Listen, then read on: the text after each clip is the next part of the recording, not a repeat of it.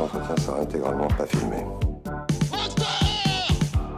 Et c'était le thème principal donc du film L'homme qui rétrécit, vous l'avez compris, de Jeanne Kounen avec Jean Dujardin, au vu de la communication assez forte qu'il y a eu.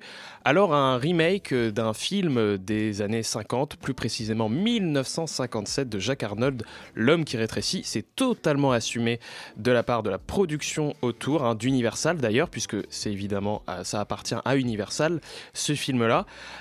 Un film quand même qui suit une lignée de petits hommes. On a eu plusieurs films autour. On a eu Chérie, j'ai rétréci les gosses. On a eu Downsizing.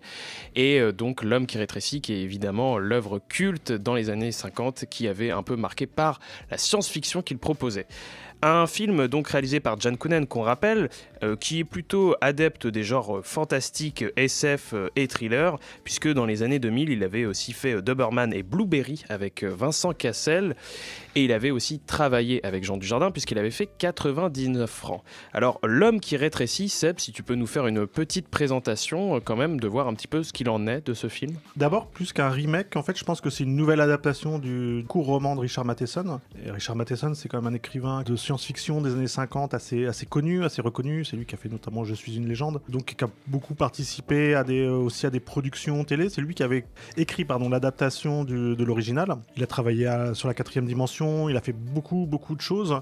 Et c'est vrai que l'original, L'homme qui rétrécit, c'est vraiment le grand film de la SF des années 50. C'est-à-dire une SF marquée par la guerre froide, par la peur de la technologie, par la peur du nucléaire, qui est effectivement en plus dans une lignée de films. Tu parlais de Chez rétréci les gosses ou de Downsizing, mais il y avait aussi des films à l'époque comme Les monstres attaquent la ville, Tarantula, etc., qui étaient des films où souvent effectivement le principe c'était des petites bestioles, des fourmis, des araignées, des tarentules qui devenaient géantes et qui attaquaient les humains. Et c'est vrai que ce film-là, L'homme qui rétrécit, c'est un film qui est vraiment le plus grand aussi parce qu'il a marqué beaucoup de monde avec sa fin, une fin qui est très métaphysique. Ce personnage qui rétrécit au point de, entre guillemets, d'accéder à un nouveau monde, celui de l'infiniment petit, qui était une espèce d'ouverture à la fois très triste puisque le personnage disparaissait littéralement, et effectivement cette espèce d'ouverture à un nouveau monde, on pourrait dire. Et c'est vrai que d'arriver, de voir effectivement Yann Kounen qui va faire de nouveau une adaptation de ce film-là. Encore une fois, c'est un film qui est très marqué par la peur technologique des années 50. On se dit, qu'est-ce qu'il va faire ? Moi, j'avoue que c'est plutôt une bonne surprise, ce film de Yann Kounen. Il fait des choix par rapport au film de Jack Arnold. Il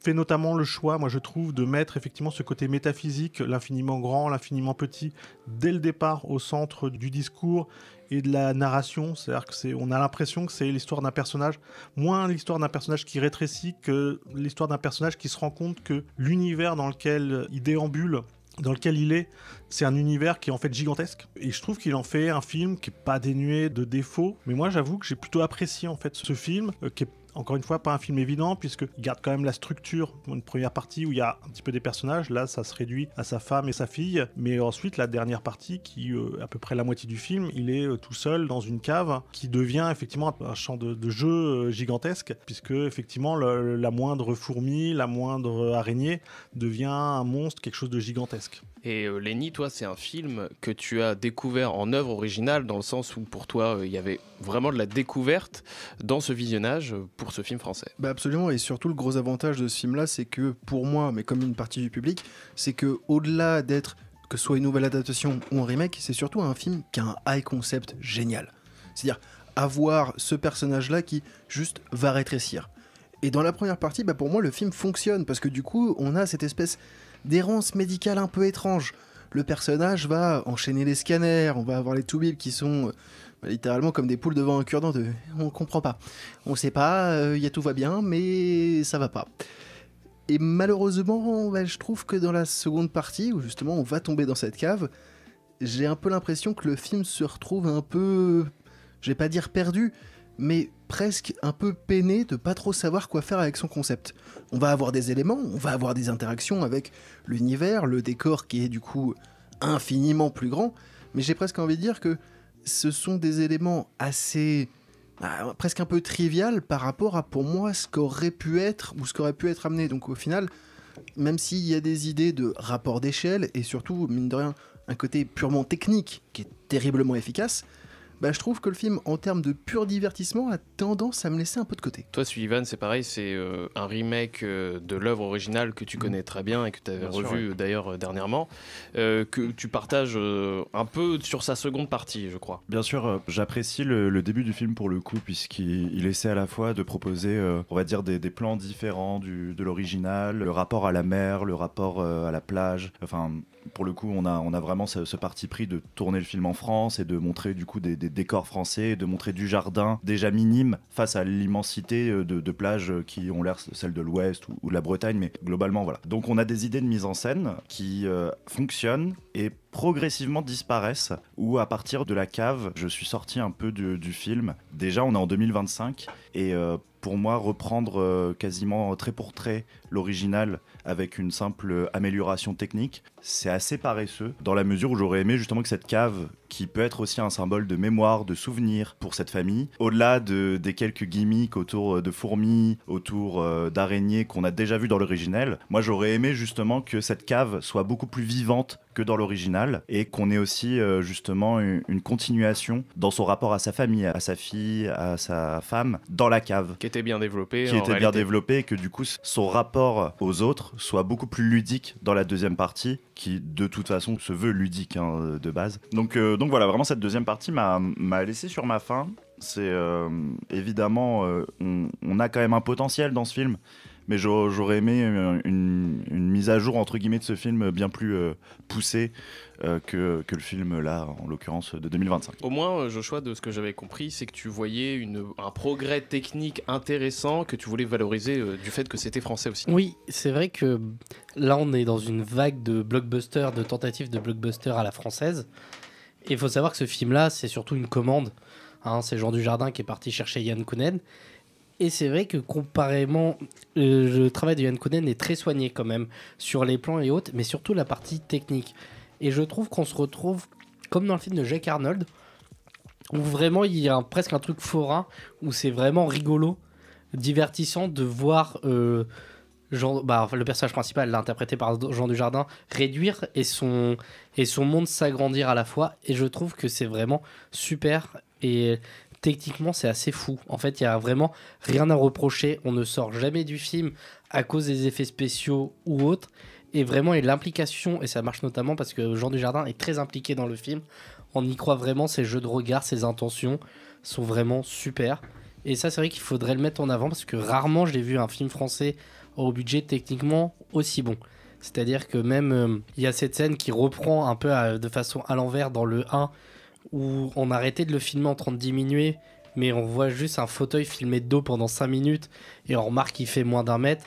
Et là, c'est assez marrant comment Yann Kounen arrive à détourner ce plan-là. Et on sent vraiment que Jean Dujardin, alors qui est pourtant... c'est sûr, c'est un trucage, mais on sent vraiment qu'il est vraiment assis sur ce canapé. C'est bien retranscrit. Et surtout, en fait, les interactions avec les araignées. C'est vrai que c'était un peu le problème dans le vieux. C'est normal, il date de 1957. L'interaction avec le décor, plus il est petit, on y croit absolument. Et il y a plus d'interaction avec les bestioles. Là où c'était une superposition dans celui de 1957, qui a encore un charme aujourd'hui, mais un charme désuet. Que là, on sent le personnage toucher les objets, toucher les animaux, et qui se sent vraiment en danger. Mais en termes de mise en scène, vous n'avez pas l'impression quand même que la première partie peut écraser quelquefois la deuxième partie, dans un sens, vu que, on rappelle quand même que le film de Jack Arnold, l'original de 57, était quand même une prouesse technique qui reste impressionnante encore aujourd'hui quand on revoit les images. C'est sur la première partie en fait que je trouve Yann Kounen fait aussi le plus de choix par rapport à l'original. C'est-à-dire qu'il y a effectivement beaucoup moins d'interaction avec le monde extérieur que dans le Jack Arnold. Le Jack Arnold, on peut avoir aussi un discours autour de la perte de la masculinité. C'est un personnage qui rétrécit, donc qui devient de fait, et qui vit mal le fait, par exemple, de devenir plus petit que sa femme. Donc il y a un truc comme ça, il devient le monde entier est au courant de son état, ce qui n'est pas le cas là. Il y a quelque chose de plus, je pense qu'il y a quelque chose de plus intérieur dans le Yann Kounen. Finalement, les personnages, sa femme, il y a effectivement la relation avec sa femme et sa fille, mais tout l'intérêt, je pense, il est un peu ailleurs. Il est du côté de Dujardin. Il est dans ce qui va effectivement sortir de cette espèce de process intérieur, on pourrait dire, et de cette découverte. Il y a quelque chose de cet ordre-là, en fait, dans le film. Et c'est sans doute pour ça qu'effectivement, je pense que les personnages secondaires sont moins développés, moins intéressants dans le Kounen. Et aussi, effectivement, après, c'est pas facile, c'est-à-dire qu'il se retrouve, entre guillemets, tout seul. Dans la deuxième partie, il faut vivre oui, je suis un peu d'accord. Parfois, effectivement, Yann Kounen a du mal à faire vivre cette deuxième partie qui est pas facile et dans lequel, effectivement, il utilise... Alors, a priori, c'est une demande des producteurs, mais il utilise notamment une voix off qui est pas toujours très bienvenue, je trouve, dans le film. Alors, il a le bon goût de pas nous tartiner de voix off, mais ces espèces de citations, on se croirait revenu chez Sylvain Tesson. C'est quand même, des fois, une espèce de sentence sur la vie, la mort. Moi, c'est un truc que j'ai trouvé effectivement vraiment dommage. Et pour revenir sur ce que disait Seb, je trouve que là où c'était aussi un très bon point de modernisation, c'est que dans le vieux film, tout le monde est au courant que le personnage principal est attaqué par cette maladie. Et là, je suis assez content qu'il revient pas dessus dans la modernisation, parce qu'au moins, il va pas faire un truc sur les réseaux sociaux ou autre. Et c'est quelqu'un qui préfère se cacher du monde extérieur, tellement qu'il a honte. Et je trouve ça plutôt intéressant.